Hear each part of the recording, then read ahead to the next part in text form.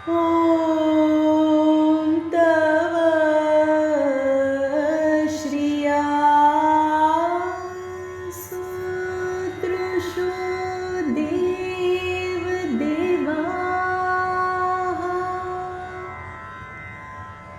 पुरोदधानामृतं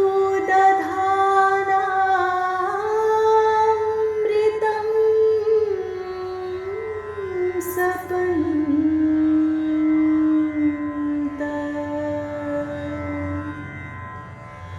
होतारम् अग्निं मनुष्यो निपेतुदर्शस्यन्त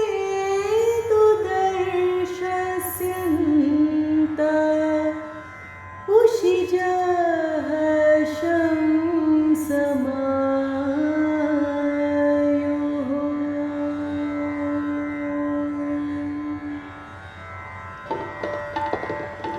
भीतर अनंत प्रकाश प्रकाशित, भीतर अनंत प्रकाश प्रकाशित, याचिक आत्मा हुई विभासित, याचिक आत्मा हुई विभासित। भीतर अनंत प्रकाश प्रकाशित, भीतर अनंत प्रकाश प्रकाशित। सत्य सत्य की जानो भेद, आत्मा भिन्न है देह। शरीर विषयों से जो विरक्ति, अति वैराग्य की वृत्ति। भीतर अनंत प्रकाश प्रकाशित, भीतर अनंत प्रकाश प्रकाशित। शमदम उपरति श्रद्धा तितिक्षा समाधान, ये षटक संपत्ति। श्रवण मनन निधि ध्यासन दर्शन प्राप्त कराए मुक्ति।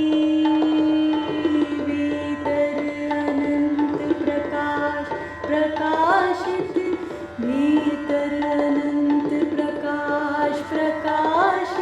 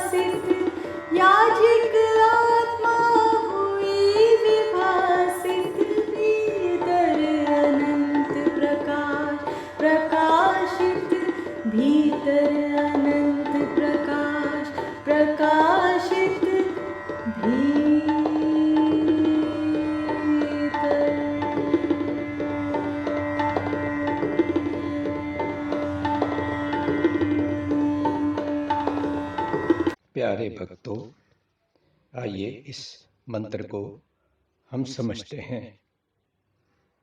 ये मंत्र कहता है, आत्मा के अंदर अनंत प्रकाश है, उसी प्रकाश से आत्मा प्रकाशित होती है और वो याज्ञिक बन जाती है। याज्ञिक का अर्थ है यज्ञ से संबंधित। यज्ञ में तीन बातें सिद्ध होती हैं।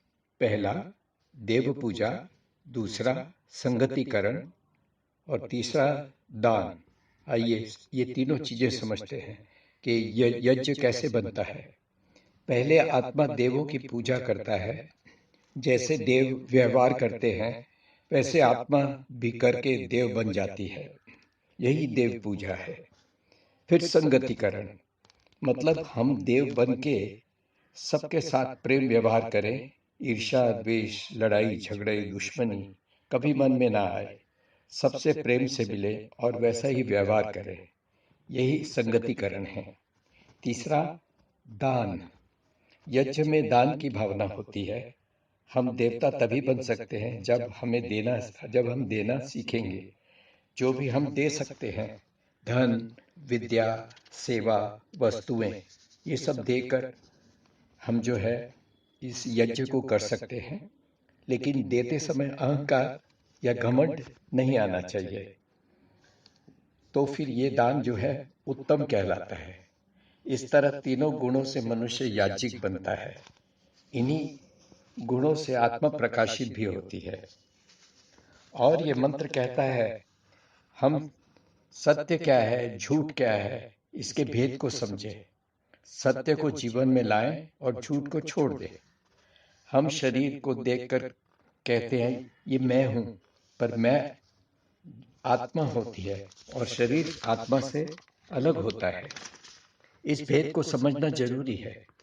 जब शरीर और वस्तुओं के मोह से हट जाता है, मन भर जाता है, तो वह उसके पीछे भागना बंद कर देता है। उसे शांति चाहिए। पेट भर तो उसने कमा कर रख ही लिया है, उसका अंत नहीं है। शांति जरूरी है। तो अपने भोग को कम करके बाकी समय आत्मा के लिए भी रखना है। केवल शरीर ही शरीर तो भाग दौड़ कभी भी खत्म न होगी, बंद न होगी। फिर जीना मरना बार बार। पर सबसे उत्तम वस्तु परमात्मा को पाना है, तो वस्तुओं को छोड़ वैराग्य को पाना है। इसमें कोई भाग दौड़ नहीं होगी। अब मंत्र कहता है, जब परमात्मा को पाना है तो इस वैराग्य के हो जाने के बाद योग में जाना है। योग का अर्थ है जुड़ना। किससे जुड़ना? परमात्मा से जुड़ना। तो पहले उसके लिए शम चाहिए, यानी आत्मा को परमात्मा की भक्ति में लगाकर धर्म का पालन करना। दूसरा दम, यानी अपनी इंद्रियां या सेंसेस को कंट्रोल करना। इससे लोभ नहीं आएगा, गुस्सा नहीं आएगा, दुश्मनी नहीं होगी, मन अशांत नहीं रहेगा, तो कष्ट दुख भी कम होते होते नहीं रहेगा। तीसरा उपरति। उपरति का अर्थ है जो बुरे लोग हैं, जैसे जुआ खेलते हैं, शराब पीते हैं, गाली गलौज करते हैं, लड़ाई झगड़ा करते हैं, ऐसे बुरे आदमियों से दूर रहना, अवॉइड करना उन्हें। वो भी हमें अशांत करते हैं। चौथा श्रद्धा, यानी वेद, गीता आदि सत्य शास्त्रों को पढ़कर सही ज्ञान पाना, विद्वान साधु सन्यासियों के पास बैठकर सच्ची बातें सीखना, उनका आशीर्वाद लेना। पांचवा तितिक्षा, यानी चाहे कोई हमारी बड़ाई करे, निंदा करे, चाहे फायदा हो चाहे नुकसान हो, चाहे दुख हो सुख हो, हर एक कर्मों में, ये तो हमारे कर्मों का फल है, तो इसमें जो है सुख आने पर घमंड न करना और दुख आने पर अशांत न होना। और छठा अंतिम जो है वो समाधान। समाधान का अर्थ अपनी भक्ति करते हम मन शांत, एकाग्र, चिंता रहित और परमात्मा के ध्यान में अधिक से अधिक लगाकर आत्मा को शांति की ओर ले जाना चाहिए।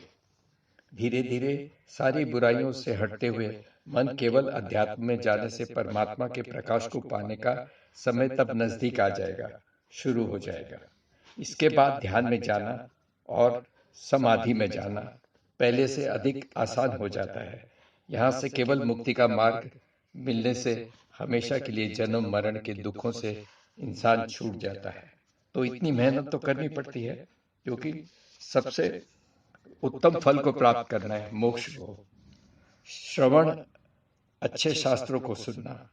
क्या श्रवण का अर्थ है? अच्छे शास्त्रों को सुनना और मनन, उसको मानकर उस पर चलना। और निधि ध्यासन, हमेशा परमात्मा की दुनिया को देखकर उससे कुछ न कुछ सीखते रहना, ये निधि ध्यासन है। फिर आगे कहा, परमात्मा की उपासना और शुक्ल कर्म यानी सच्चाई पर चलने वाले शुद्ध कर्म, ये सब धारण करने से मुक्ति आसान हो जाती है। आगे मंत्र कहता है, जब तक आत्मा जग के संसार के बंधन में बंधा रहेगा तो सब मिला जुला मिलता रहेगा, कभी सुख, कभी दुख, कभी रोना चिल्लाना, ये सब चलता रहेगा। इससे जो आनंद मिलना है वो न मिलेगा और दुर्गति यानी कि तिरस्कार वाली बातें ही रहेंगी। आगे कहा कि जो उपासक है, स्वामी है, योगी है, वो आत्मा की शुद्धता को पहचान कर आत्मा से बुराइयों को छूने नहीं देता। वो आत्मा की शोभा को जानते हैं। वो दूसरों को भी मुक्ति का मार्ग दिखाकर अपनी आत्मा को अच्छी तरह उपकार में लगाकर सुदर्शी बन जाते हैं।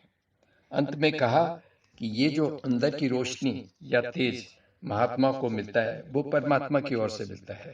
परमात्मा की भक्ति में मन लगाकर जो साधना करते हैं, भक्ति करते हैं, तो ये फल परमात्मा उन्हें देता है और वो स्वयं मुक्ति या मोक्ष पाने में, सिद्धि प्राप्त करने में उनको सफलता मिल जाती है। ये पूरे मंत्र जो अभी आपने भजन सुना, ये उस भजन का सरल अर्थ है। आशा है आप लोगों को ये पसंद आएगा।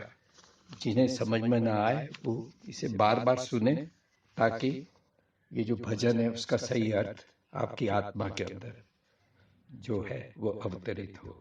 धन्यवाद। नमस्ते। ओम।